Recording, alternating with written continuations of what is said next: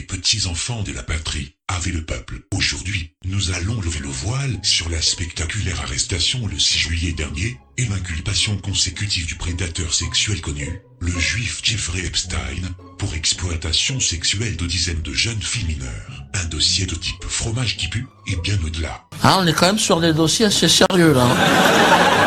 Après que la presse anglo-saxonne en parle allègrement par la voie de la dénonciation des violences sexuelles, pendant ce temps-là, dans un pays comme la France, qui se targue de combattre les violences sexuelles, le silence relatif aux activités locales du pédocriminel fut assourdissant. Rien, peau de balle, Walou. L'omerta est édifiante. D'un côté, la presse traditionnelle de France, qui traite à minima cette affaire, de l'autre, les pseudo-militants anti-violence sexuelle, qui demeurent incroyablement discrets alors qu'ils avaient été nettement plus bruyants, voire même expéditifs, durant l'affaire Tariq Ramadan. Aucun reportage de la télévision hexagonale auprès de ses voisins d'un quartier cossu de Paris, ni enquête de Mediapart, ou d'envoyé spécial. Et surtout, silence radio du côté du parquet de Paris. La justice française n'a même pas réagi à cette spectaculaire arrestation.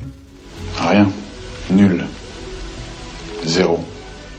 Voici les faits. Jeffrey Epstein revenait de Paris, où il séjournait depuis le 14 juin. Son jet privé était encore localisé dans la capitale française, vers fin mars. Même discrétion à ce jour de la part de la police, notamment ceux de l'Office central pour la répression de la traite des êtres humains. Jeffrey Epstein n'est pas seulement un touriste américain coutumier de la France, engagé pour Israël notamment auprès de nombreuses figures du Mossad connues pour ses traquenards sexuels, et de l'appareil d'État israélien, tel que le fameux Ayub Barak, ce milliardaire juif de 66 ans y réside une partie de l'année. Ce faisant, ses connexions françaises, nommément retranscrites dans son joli petit carnet secret, ont été également débusquées. Outre les contacts téléphoniques privés de feu couturier Azedine Alaya, décédé depuis 1 an et demi suite à un cassement de gueule dans des escaliers, et de la veuve du puissant Jean-Luc Lagardère. Oui, c'est vrai, malgré la demi-portion à gauche, on a cru là à droite, la photo est assez déséquilibrée. Bref, on y trouve les obsessions d'Epstein pour les salons de massage parisiens. Au lendemain de la capture d'Epstein,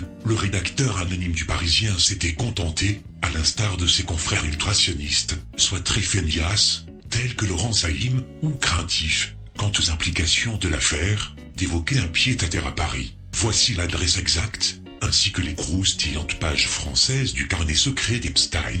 Voici la position de sa demeure parisienne, qui abrite son obscure compagnie immobilière locale depuis 2002, le 22 avenue Foch, appartement 2D. Et pour consulter son joli petit carnet révélé en 2015 par le site Gawker, rendez-vous à la page 64 du document Cloud, numéroté 69 dans le calepin, et régalez-vous. Ce n'est pas fini, ce n'est pas fini. Et pour savoir si ce pédocriminel récidiviste lié à Israël accueillait bel et bien en toute impunité des filles mineures dans son appartement parisien, il suffit de se référer au témoignage édifiant d'un journaliste américain qui avait interrogé le voisin du domicile parisien d'Epstein, un passage diffusé le 12 juillet dernier par France 24, avec le désinvolte Christopher Dickey, co-auteur du papier pour le Daily Best au sujet de filles mineures aperçues dans l'appartement parisien d'Epstein.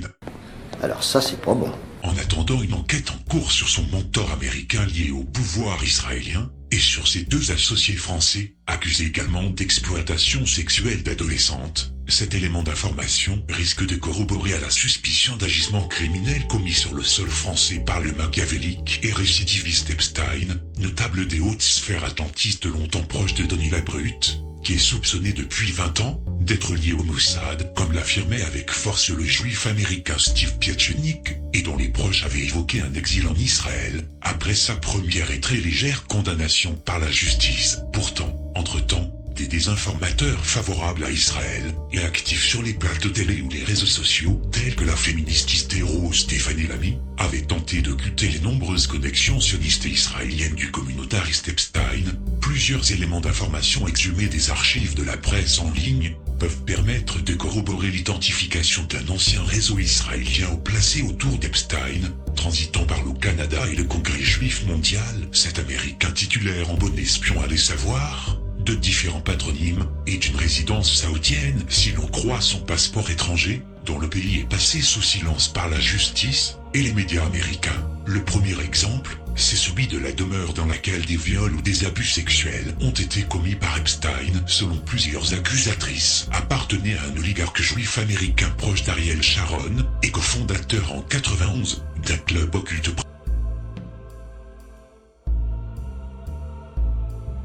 pro-israélien dénommé Mega, et soupçonné d'avoir manipulé Bill Clinton à la faveur de l'affaire Monica Lewinsky, qui avait notamment utilisé, via un laboratoire d'idées de propagande, la mystification israélienne du 11 septembre, pour lancer l'invasion de l'Irak, profitable à Israël bien sûr. Ce mec en question, c'est le juif Leslie Weiner, mentor en chef et hébergeur d'Epstein, richissime affairiste, engagé pour Sharon, très proche du juif Edgar Bronfman, ex-patron du Congrès juif mondial, et affilié notamment à la compagnie Olenker de Robert Maxwell, célèbre agent du Mossad. Rappelons ici que Maxwell faisait des affaires avec Epstein, qui se liera plus tard avec sa fille Ghislaine, également accusée de complicité dans le trafic sexuel de mineurs. Sans oublier Ehud Barak, dont les coordonnées figurent dans le carnet noir d'Epstein, cet ex-roi d'Israël qui finança sa compagnie de surveillance high-tech, expérimentée à Nice par le prédateur sexuel en question. Et quand on parle du loup, en janvier 2016, l'ex-ministre de la Défense s'était rendu, le visage dissimulé, au domicile new-yorkais du pédophile. Il avait très froid ou on voulait pas qu'on le reconnaisse. Ça, Peu importe, le scoop du Daily Mail, basé sur une photographie déjà publiée en 2016 et non identifiée alors, avait initialement été divulgué le 9 juillet dernier par le mystérieux réseau Canon, via le forum américain 8chan. Selon Vanity Fair, bien que des élus importants du parti républicain affirment qu'Epstein est un agent du Mossad, on observe quand même le commentaire apporté le 17 juillet dernier par le même site d'information et formulé par un proche du dossier judiciaire pédocriminel accusé de trafic sexuel de mineurs, qu'un nombre faramineux de personnalités risque de tomber. Pas tout le temps.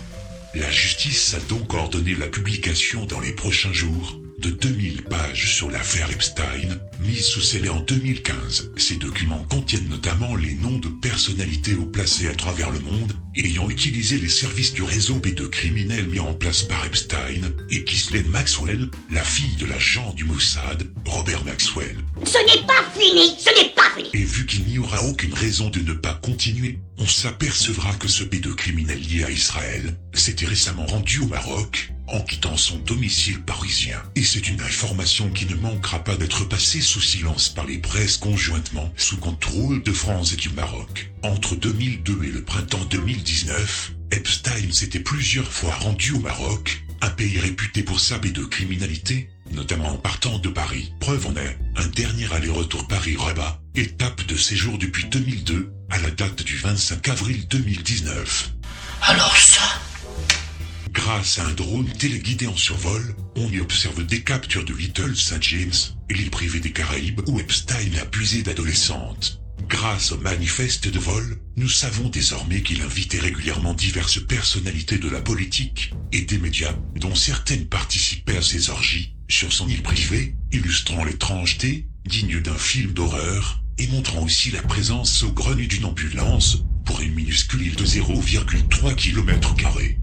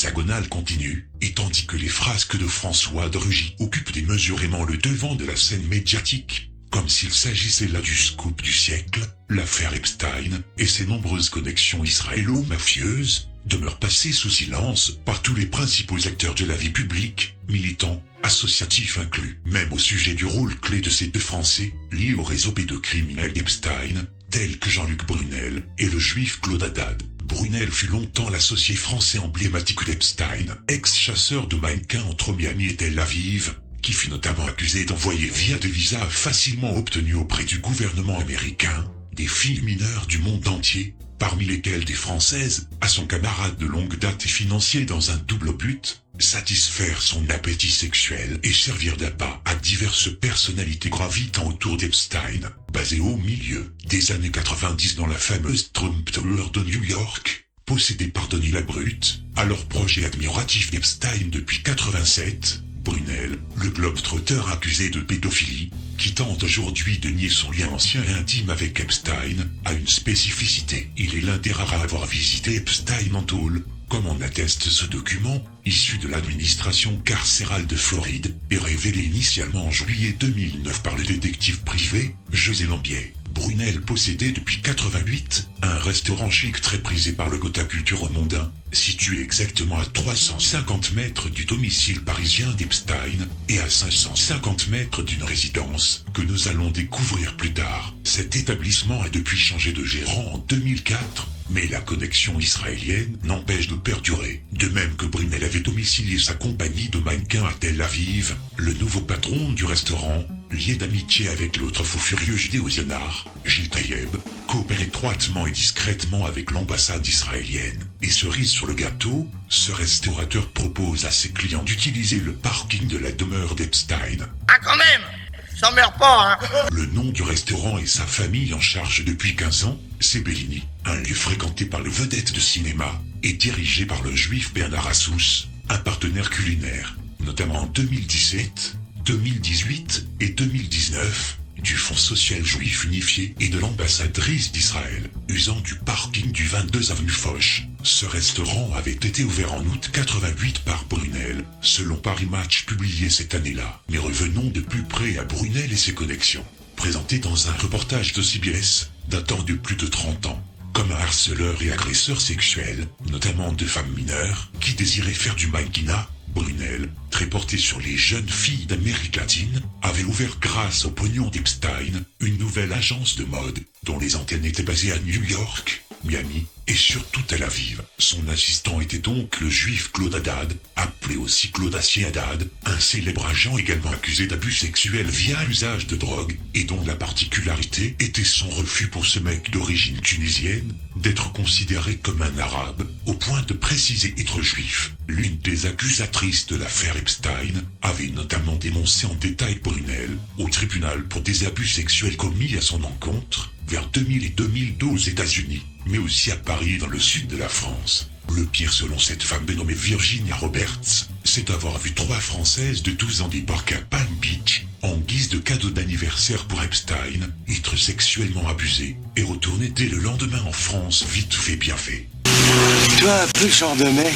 Qu'est-ce que c'est dégueulasse. Et pendant que les jours se succèdent, apportant son lot de révélations, on découvre l'ancienne connexion de ce pédocriminel avec un super saillant et acteur clé d'une opération israélienne que nous connaissons déjà, aujourd'hui engagé dans le communautarisme juif. Le Wall Street Journal rapportait que les pilotes des avions du multimillionnaire, prédateurs sexuels et mythomanes, ont été assignés et convoqués par la justice américaine pour apporter leurs témoignages. Le 15 juillet, la justice américaine avait rapporté avoir découvert un passeport autrichien avec sa photo, mais avec un autre patronyme à la suite de la perquisition effectuée au domicile principal d'Epstein. Ce document frauduleux qui comprenait une adresse en Arabie Saoudite et des tampons de visa pour 3 autres pays comme la France, le Royaume-Uni, l'Espagne, aurait été remis par un ami non identifié d'Epstein qui affirme avoir redouté d'être pris en otage au Moyen-Orient en raison de sa foi juive. Contrairement à la presse alternative d'outre-Atlantique, La presse traditionnelle américaine, à l'instar de son homologue française, n'a pas creusé cette information,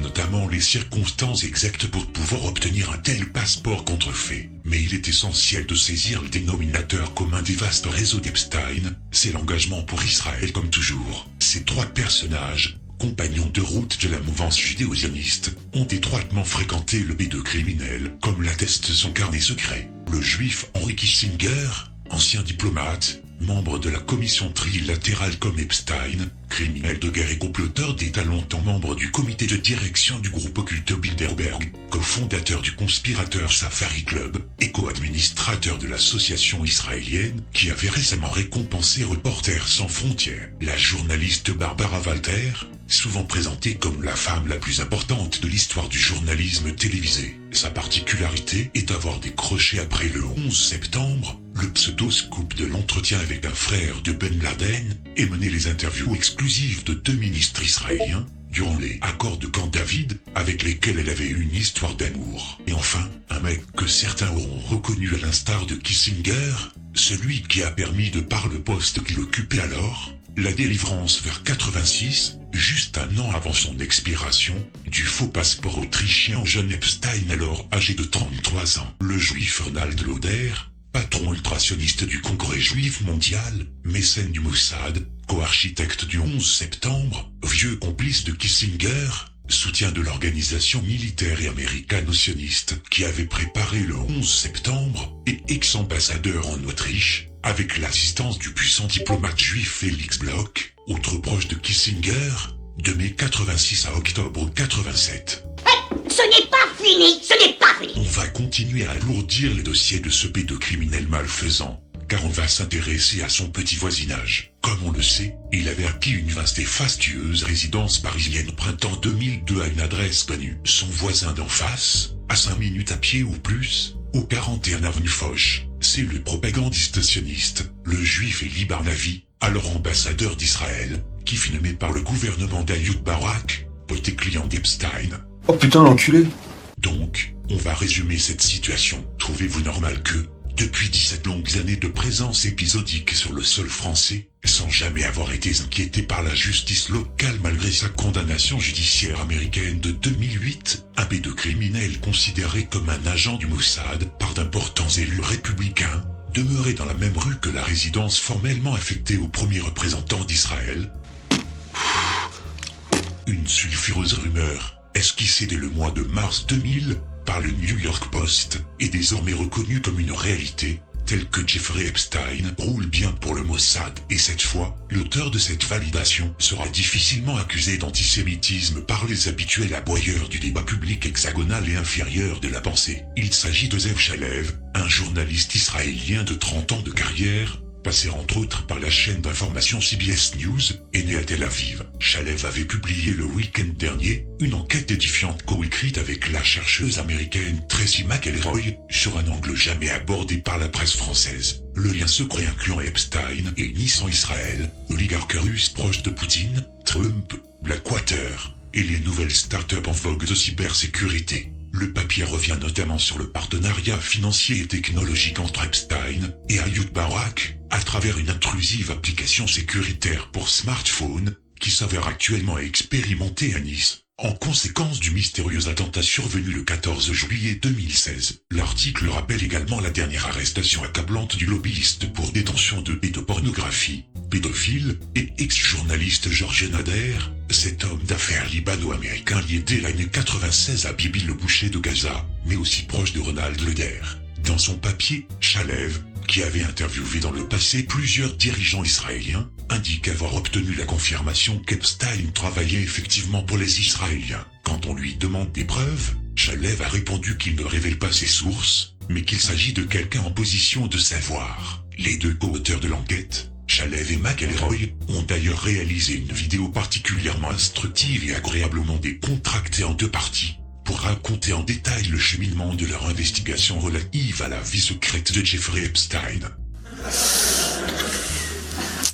Ah, qu'on le prenne comme ça ou comme ça, c'est un dossier et puis la merde, hein, je veux dire... Ah merde, on me fait signe à l'oreillette qu'il a tenté de se suicider, et il s'est loupé. Oh, c'est rageant ça. Merde, c'est pas de chance. Il est meilleur en affaires et en magouilles. Après, on peut pas être bon en tout. Du coup, il reste en tôle. Bon, 66 ans. Ça lui laisse le temps de réessayer et de se réussir. Allez, Jeffrey, on est tous avec toi. Tu vas y arriver. N'oublie pas de laisser une lettre. Avec des noms, des dates, des lieux. Qui sait, ça pourrait servir. Un dossier puis la merde à suivre. Abonnez-vous en masse sur cette chaîne tout en n'oubliant pas de valider la petite cloche. Partagez au maximum sur Facebook et Twitter. Et réfugiez-vous sur VK, le Facebook russe, ainsi que sur Discord. Tout va bien dans le meilleur des mondes, d'autres déclarations suivront. À très bientôt.